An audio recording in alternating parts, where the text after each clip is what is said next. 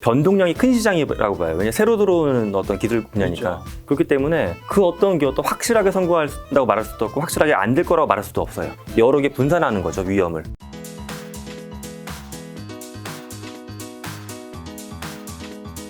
지난해 이제 여러 매체에서 2021년 올해의 키워드를 메타버스로 선정되면서 이제 주식시장도 굉장히 뜨거웠었는데 그렇죠. 물론 올해는 좀 굉장히 많이 하락하긴 했지만 네. 실제로 기업과 대중의 관심이 굉장히 작년에 뜨거웠는데 네. 그 이유는 뭐라고 보세요? 제가 봤을 때 대중은 하반기에 이제 주식시장 열풍이 그렇죠. 네.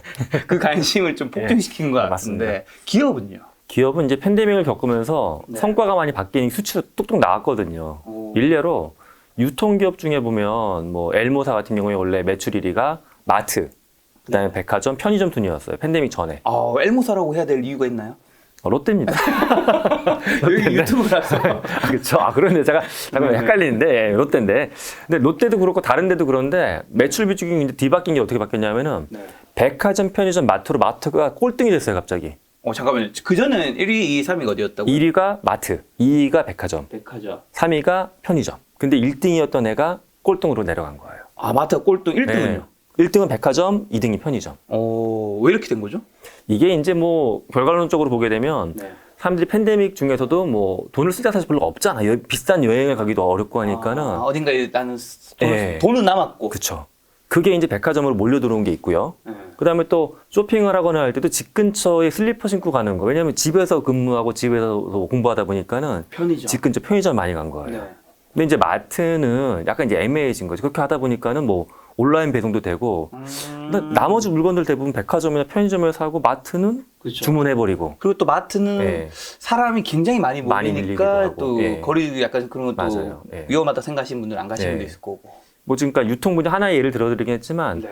이런 식으로 수치적인 게 자꾸 바뀌다 보니까 기업들도 이걸 메타버스를 뭔가 활용을 해야 되겠다. 그러니까 당장 뭐 주가 부양을 위해서 했던 기업은 제가 봤을 때 사실 거의 저는 안 보였어요. 제 주변에는. 네. 주가 부양보다는 장기적인 비즈니스 좀 손보기 위한 도구로 메타버스를 바라봤습니다. 일종의 미래에 살아남기 위한 생존 같은 거군요. 그렇죠. 예. 그럼 작년에 네. 교수님 진짜 메타버스 전문가로서 네. 정말 많은 활동하셨잖아요. 예. 기업체 강연도 되게 많이 가셨을 것 같은데 몇 번 많이 정도 갔죠. 가셨어요? 강연이 한 300회 된 것 같고요. 자문도 한 200회 나간 것 같아요. 그러니까 제가 진짜로 하루에 이제 일정이 말단 4개, 어떨 때는 뭐 주말, 저녁. 그러니까 예를 들어 뭐 영국에 있는 법인이다 이런 데 시차가 다행히도 반대로 돼 있으니까 막 밤에 줌을 하는 건가요? 예, 줌으로 하고 또 하고 하루에 일정 4-5개 할 때는 사실 일정 자체가 거의 다 줌으로만 진행했어요. 줌, 웹엑스, 뭐 녹스, 팀즈, PC 다 깔려 있어요. 거의 네. 모든 플랫폼이 미트도 들어가 있고 그래서 플랫폼 넘어가 다니면서 계속 만났죠. 그 힘든 일정을 버틴 거는 역시 이거였을까요? 경제적인 것도 물론 있지만 뭐 자문료와 강연료가 네. 또 작진 않았을 작진 않습니다. 거였습니까? 근데 네. 재밌더라고요. 왜냐하면 세상이 바뀌어 나가는 거를 네. 그분들은 저한테 그걸 물어보시는 거긴 한데 네. 질문 자체를 통해서 제가 또 많이 배우거든요. 오. 질문하면서 또 이 기업이 갖고 있는 현상이나 고민을 제가 보니까는 그렇죠. 여기서 보고 여기서 보니까 제가 중간에서 보다 보니까 많은 걸 배우고 있구나 이걸 느꼈습니다. 그 질문에는 아무래도 그분들의 굉장히 많은 고민들이 담겨 있을 텐데 그렇죠. 예. 교수님이 작년에 가장 많이 받은 질문 사실 네. 그 질문에 대한 답을 내는 게 이번 책인 거잖아요. 네, 그렇긴 합니다. 일단 그 질문은 어떤 게 제일 많았나요? 막연한 질문일 수 있는데 우리 네. 뭘 해야 될까요 이거예요. 맞아요. 저도 마찬가지일 것 같아요. 뭔가 하긴 해야 돼. 네. 저도 요즘 드는 네. 생각은 메타버스로 뭐 천천히든 빠르든 결국은 갈 것 같은데 난 뭘 해야 되는 거지? 근데 뭘 해야 될지는 또 잘 모르겠어요, 사실. 그러니까 모든 기업이 공통적으로 뭐 신입사원들 체험 박람회하고 네. 내부 교육하고 이런 거는 쓰는 거 뭐 괜찮아요. 네네. 근데 업종이 달라지면 우리는 제조업이야, 우린 유통업이야, 우린 방송이야. 일하는 방식 자체가 다 다르잖아요, 내용물이. 그렇죠. 다른 도메인에 있는 기업 입장에서 난 뭐 해야 될까? 음. 하나 더 들어가면 할 게 정해지면 이거 어떻게 해야 될까? 메타버스를 해본 적이 없으니까 이거 예전처럼 그냥 뭐 IT 부서에 맡기면 되는 거야? 네네. 아니 마케팅팀에 맡기면 되는 거야? 네. 이런 것들. What하고 이제 How 두 개죠. 네. 그러니까 무엇을 할 거냐, 어떻게 할 거냐 두 가지가 핵심적인 질문이었습니다. 그럼 그 what과 how를 좀 어떻게 해결할 수 있는지에 대한 이야기 오늘 계속 되는 거겠죠? 그렇죠. 자, 그러면 일단 그 전에 메타버스 네. 단어는 이제 뭐 네네네. 모든 국민들이 대부분 아실 겁니다. 뭐 맞아요. 뉴스 안 네, 보신 분도 맞아요. 아실 거라 생각해. 네. 모르면 네. 지금 이 상황에서 모르는 게 좀 네. 문제될 수 있는 정도까지인데. 그렇죠. 네. 자, 일단 근데 이것도 설명하러 가면 네. 저도 뭐 메타버스 관련된 방송 여러 번 했지만 네. 그냥 뭐 가상세계? 네네. 가장 밀접한 건 게임 아닐까? 네. 뭐 그 이상의 설명이 좀 네. 쉽진 않은 것 같아요. 네. 교수님 또 명쾌하게 한번 설명하고 네. 시작하시죠. 제가 사실 그 지난주에 강호동 씨하고 예능 프로그램을 녹화했는데 네. 우리 강호동 씨가 네. 정의를 딱 해주시더라고요. 근데 좋았나요? 되게 좋았어요. 근데 저한테 좋았던 이유가 뭐냐면 제가 나왔던 방송을 많이 보시고서 본인이 그 정의가 좋다고 얘기를 해주신 거예요. 기억하셨다가. 그때 교수님 말씀해주신 그 정의가 네. 좋았다면서. 그래서 그때 이제 나왔던 정의가 뭐냐면 본인은 디지털 지구라는 정의가 되게 와닿다. 디지털 지구. 아바타로 살아가는 새로운 공간 이런 거. 이거 자체도 아주 명쾌하진 않죠. 예를 들어 뭐 네. 온라인상에 뭐 글자가 왔다 갔다 하고 그런 좀 명쾌하진 않지만은 네. 메타버스가 워낙 개념 자체가 포괄적이다 보니까는 네. 아바타로 살아갈 수 있는 디지털 지구. 전 이게 그나마 가장 함축적이지 않나 생각합니다. 디지털 지구. 네. 그럼 디지털이라고 하면 이제 다 이해할 것 같은데 네. 여기서 지구는 왜 붙는 거예요? 우리가 이제 지구에 살고 있잖아요. 네네. 근데 예전에 인류를 보게 되면 아프리카에서 인류가 나와가지고 뭐 유럽이나 아시아나 북미로 이렇게 쭉 간 거거든요. 네. 수만 년에 걸쳐가지고. 네. 근데 그러다가 지금 보면 먼 미래지만 또 뭐 화성을 간다는 도 하고 있잖아요. 있죠. 그러니까 인류가 계속 새로운 공간을 만들고나 옮기는 건데 저는 그 옮길 수 있는 또 하나의 공간이 디지털화된 지구다. 우리가 살던 지구처럼 또 다른 지구를 만들고 있다. 네. 저 이렇게 생각을 했습니다. 지금까지 썼던 모든 시공간이 네. 이제 디지털 지구로 넘어가는 그렇죠. 예. 그런 단계이다. 네. 이 책에 보니까 10년 후에는 네. 모든 것이 변한다. 네. 우리를 둘러싼 공간, 조직, 네. 인간관계는 물론이고 네. 유통, 방송, 게임, 금융, 의료 등 산업 분야의 비즈니스 환경 등 모든 것이 변한다는 문장이 있던데 네. 네. 여기서 이제 궁금한 한 가지는 이 10년 후를 네. 왜 10년 후로 생각하시는지 이건 네. 그냥 좀 뭔가 3년 후라 좀 하면 애매하니까 예, 예. 그냥 10년이라 하시는 건지 예. 교수님 생각하시는 진짜 어느 예. 정도 기준이 있는 건지 예, 기준은 네. 그런 것 같아요. 그러니까 뭐이 메타버스하고 연결된 것도 수도 있고 또 다른 기술에 굉장히 중심되는 것 중에 하나는 통신이라고 보고 통신? 아 그렇죠. 통신이 예를 들어 1G부터 5G까지 나왔고 네. 그다음에 2030년에 6G가 나오는데 통신이 묘한 게 일부러 그런 건 아닌데 10년 단위로 바뀌어 왔어요, 계속. 원지는 언제였나요? 80년. 80년. 80년대 그다음에 2G가 90년대. 오. 그러니까 기억하실지 모르는데 90년대 후반부터 아마 휴대폰 조금씩 많이 사기 시작했어요. 2G가 일반화되기 시작한 게 CDMA 그때거든요. 맞아. 제가 이때가 이제 대학교 때 갈 때라서. 그쵸. 네.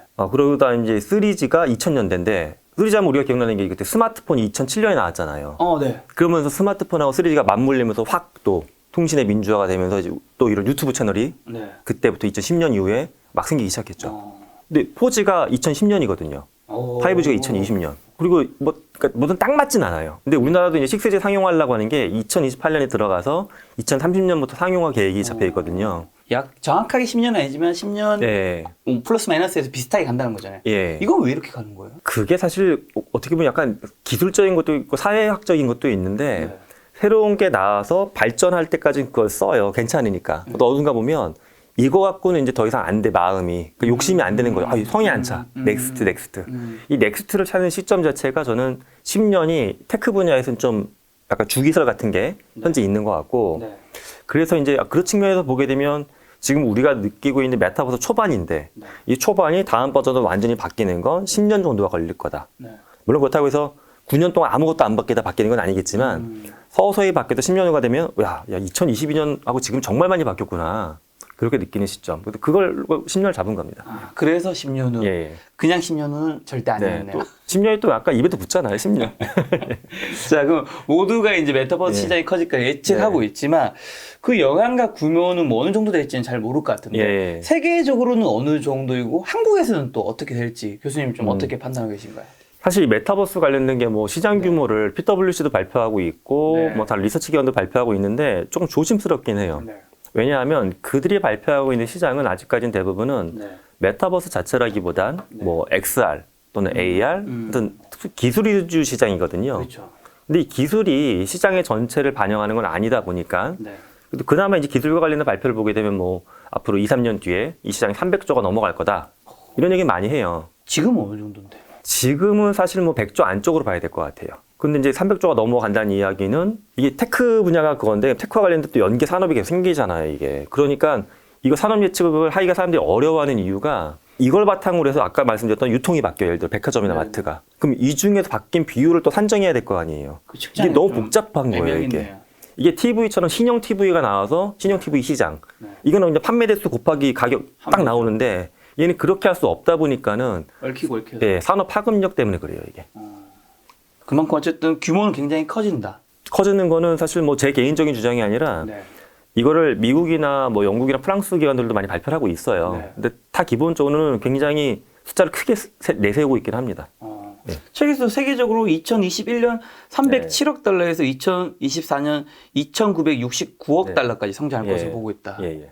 이것만 봤을 때는 지금 한 4년 만에 10배 정도 성장하는 거네요. 그렇죠. 예. 우리나라에서는 좀 그만큼 성장을 할까요? 우리나라가 사실은 과거에 보면 스마트폰 때도 그렇고 굉장히 빨리 받아들이고 폭발적으로 했기 때문에 많은 분들이 그것도 궁금해서 한국인은 도대체 이런 걸 왜 이렇게 빨리빨리 받아들이고 잘 쓰냐. 근데 저는 그래서 한국이 메타버스 응용하는 측면에서는 폭발력이 있다라고 봅니다. 다만 이제 원천 기술 측면에서는 조금 아직까지는 아쉽죠. 대기업들이 몇 년 동안 메타버스 개발을 거기 손을 놨었거든요. 네. 예, 그 부분 좀 아쉽고. 지금 한국 얘기해 주셔서 예. 그 책의 마지막 부분에도 있던데 유독 메타버스가 세계 글로벌보다 네. 한국에서 네. 더 관심이 지나치게 많은 것 같다. 네, 네, 네. 그게 거품론도 있는 것 네, 같다고 그렇죠. 하는데 교수님도 실제 그렇게 생각하시지 않는 네. 것 같다면서. 네네. 저는 그래요. 그러니까 이게 대중의 관심은 뜨거워요. 근데 오히려 대기업들이 투자나 대기업들의 관심은 빠른 건 절대 아니었어요. 일례로 삼성전자가 마지막 VR 기기 발표했던 게 2018년도거든요. 네. 그럼 지금 4년 동안 손을 거의 안 댄 거예요. 네. 근데 올해 4분기에 AR 글래스 발표한다고 했거든요. 그러면 사실 뭐 이제 이 계획이 잡힌 게 불과 오래 안 됐기 때문에 3년은 거의 쉬었다라고 봐야 돼요. 근데 그 기간 동안 우리는 그 외국 기업이니까 신경을 잘 안 썼을 수도 있는데 뭐 MS나 구글이건 애플이건 간에 계속 관련 투자를 계속 했던 거거든요. 네. 그 시간의 갭이 벌어진 거죠. 그러니까 오히려 소비자들은 사용자 측면이나 개인 투자자 입장에서 이 분야에 관심이 많은데 정작 좀 더 먼저 뛰어줘야 되는 대기업들이 몇 년 동안 좀 네. 늦어졌다는 부분은 많이 아쉽습니다. 지금 말씀해 주신 글로벌 그럼 테크 기업, 예. 빅테크 기업들의 야심, 뭐 메타, 애플, 마이크로소프트, 네. 구글은 지금 어떤 것들 좀 준비하고 있고 그리고 네. 그 중에서 좀 어떤 게 좀 시장의 지배자가 될 수 있는지. 네네. 가장 쉽게는 어떤 디바이스를 통해서 우리가 메타버스를 볼 것이냐. 네. 요렇게 생각하시면 좀 보시기가 편해요. 네.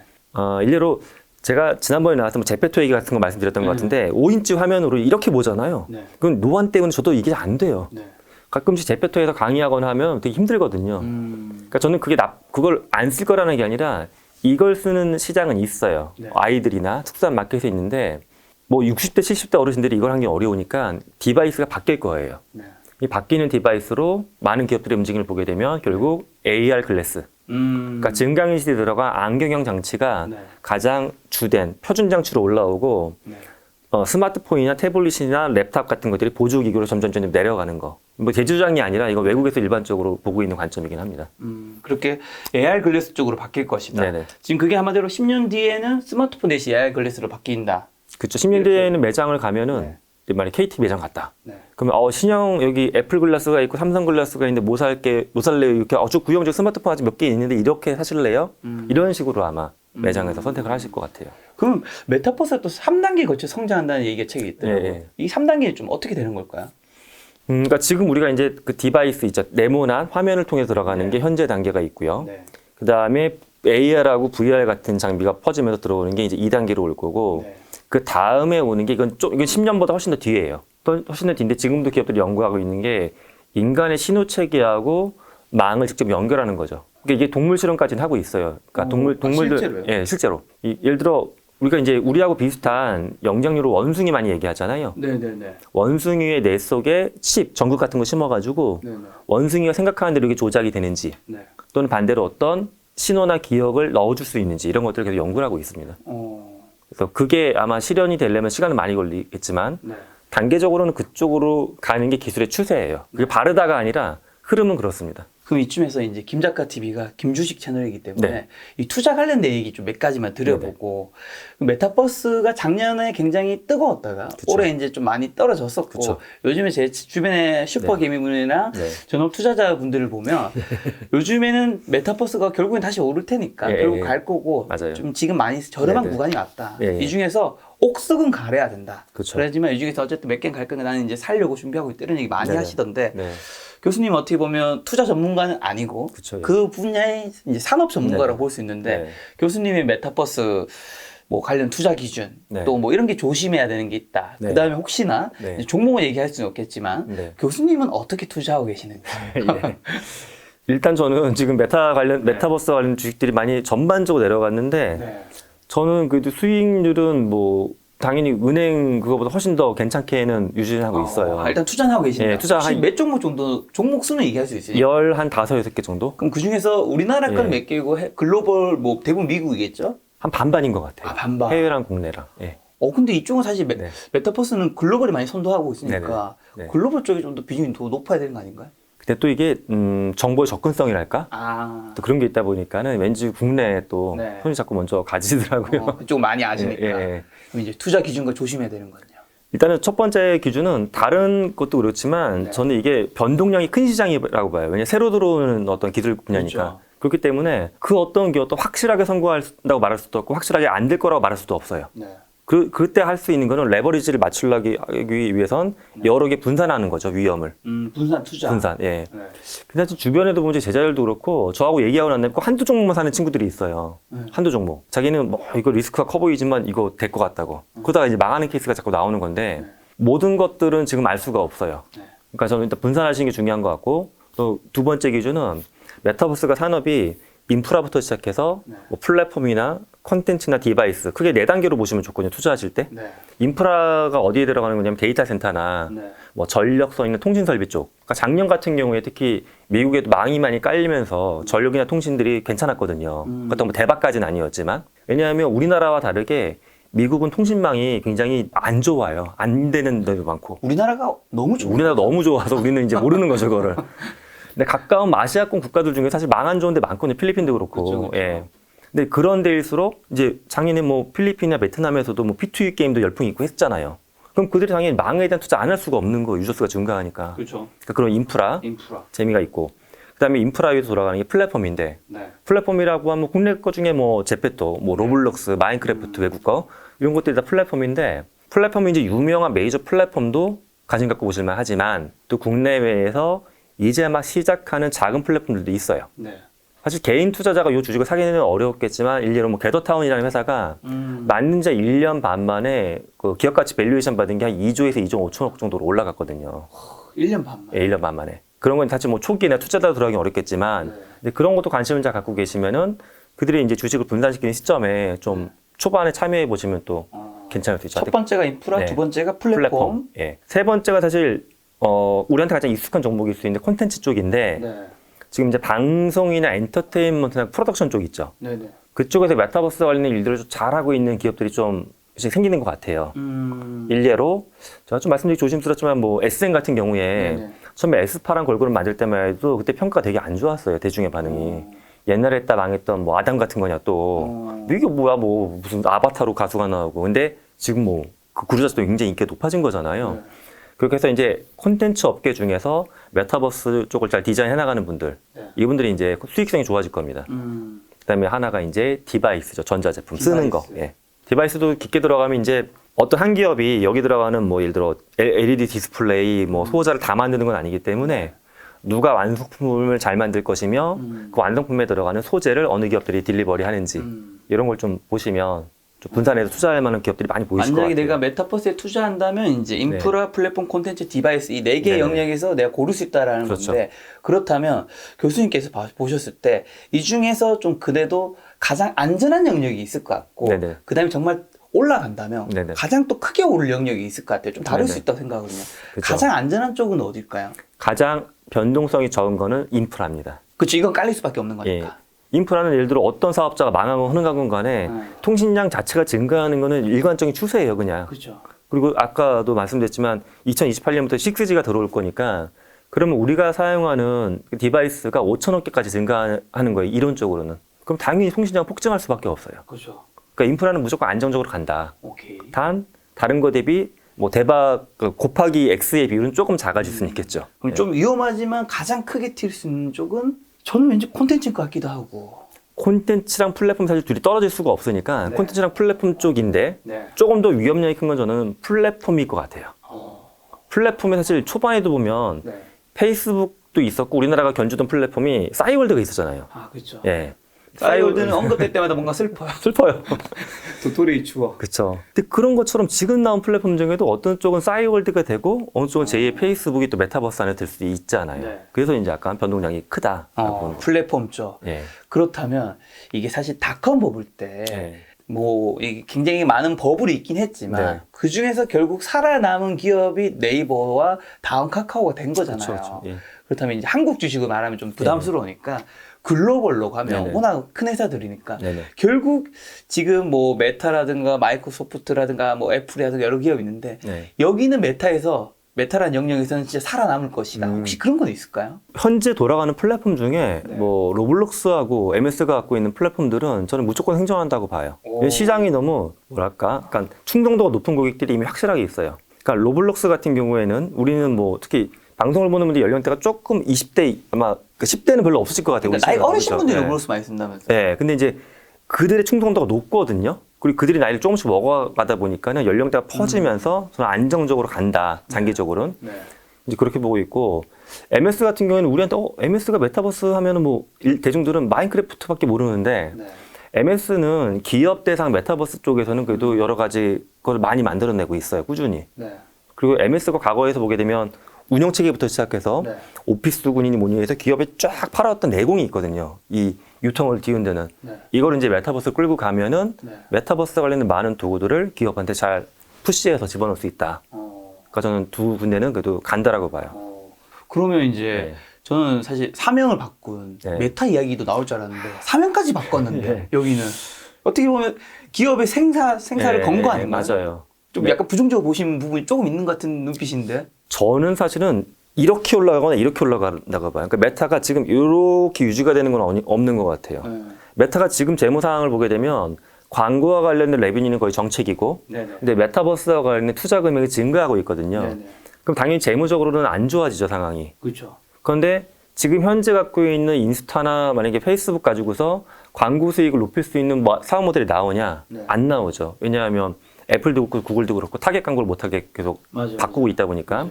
그러면 결국 지금 투자하고 있는 메타버스와 관련된 조단위 예산을 가지고서 네. 수익을 낼 것이냐 못 낼 것이냐의 문제거든요. 그런데 이들은 너무 제가 봤을 때는 VR 중심의 세계관을 갖고 있다는 게 조금 좀 걸려요, 개인적으로. 근데 VR은 아직도 저는 오는데 시간이 좀 걸릴 거다라고 보고 있어요. AR보다는. 네. 근데 그들은 너무 아직까지 VR 오리엔트 돼 있어서 네. 근데 뭐 제 예측이 또 틀릴 수도 있으니까 이게 또 한 방이 잘 터져가지고 제2의 플랫폼이 나오면 거기서 수익이 올라갈 것이고 네. 그게 아니라 진짜 제 예측대로 VR이 좀 뒤로 빠지면서 시간도 늦게 사용자가 AR보다 적어져. 네. 그러면 당연히 지금 투자했던 것들에 대한 회수가 안 되니까 네. 재무는 더 안 좋아지겠죠. 어떻게 보면 어쨌든 메타버스라는 새로운 산업이 좀 생기면서 이게 기업의 주가라든가 이런 것도 굉장히 크게 변하는데 네. 저 아까 티타임 때 네. 그 아는 지인분에게 네. 그분이 이제 작년에 메타를 살 때 네. 뭔가 굉장히 조심해야 한다고 했던 말이 네. 좀 굉장히 와닿았거든요. 네, 맞아요. 그게 이제 저는 많은 투자자분들이 결국 역사는 좀 반복되는 부분도 있으니까 맞아요. 거기서 네. 우리가 교훈을 얻어서 네. 그렇게 안 돼야 되는 거잖아요. 맞아요. 그 얘기 좀 해주신다면. 제가 사실 작년부터 이제 기업체분들, 특히 경영진분들도 만나면 네. 사실 개인적인 관점 똑같아요. 아무리 기업체 뭐 오너나 대표님이라고 해도 끝나고 나면 이제 말씀 끝나고 나면은 어설퍼요? 주식 얘기 모든 얘기 서로 해요. 정부 위원하는데 제가 그때 이제 지나가면서 했던 말씀이 네. 잘 될 것도 그렇지만 정말 이건 조심해야 될 거를 알려드리는 것도 좋잖아요. 그래서 제가 그때 그렇죠. 이제 페이스북은 조심해야 된다고 말씀드렸어요. 그러니까요. 전 페이스북을 애정하는 기업 중에 하나긴 해요. 물론 문제도 있지만 근데 왜 조심해야 되냐고 말씀드렸냐 하면 광고 수익은 정책에 들어간 건 확실한데 그렇죠. 투자금 점점 증가하고 있거든요. 네. 그리고 페이스북이 인력을 또 무지막지하게 많이 데리고 가고 있어요. 그러니까 국내도 그렇고 해외도 그렇고 페이스북이 곱하기 2, 곱하기 3 해갖고 사람들이 막 뽑아가고 있는데 그게 다 돈이잖아요. 근데 페이스북 사업 모델이 연말에 가가지고 만약에 오큘러스 많이 팔았다고 하지만 이게 재무상의 영업이익이 높여주냐? 그렇진 않아요. 그 이익률이 굉장히 낮은 분야예요, 아직까지는. 아직은. 그러니까 투자금은 증가하고 매출은 그대로야. 당연히 재무제표는 안 좋아지죠. 그렇죠. 그럼 단기적으로는 주가는 빠질 수밖에 없죠. 네. 이게 약간만 변동이 있는 거면 미래비전으로 가는데 네. 미래비전 대비해서 재무가 너무 안 좋아진 거거든요. 그러니까 주가는 떨어질 수밖에 없어요. 네. 현재는. 근데 또 올해 또 추가적인 장비도 나오고 올해 플랫폼 확충하려고 하는 거니까 올해도 사실 뭐 이제 9개월 넘게 남았으니까 네. 올해 안에 변동이 되면 또 한 3분기, 4분기에 네. 또 좋아질 여력도 있어 보이긴 하죠. 예. 그렇죠. 이 이야기 통해서 뭔가 어떤 기업에서 새로운 분야에 도전한다고 해서 뭔가 이제 기대감뿐만이 아니라 네. 여기서 수익이 나빴을 때 네. 굉장히 이 주가가 어떻게 좀 될 수 있을지도 많은 분들이 좀 생각하고 투자를 한다면 네네. 도움이 되지 않을까 싶어서 여쭤봤고요.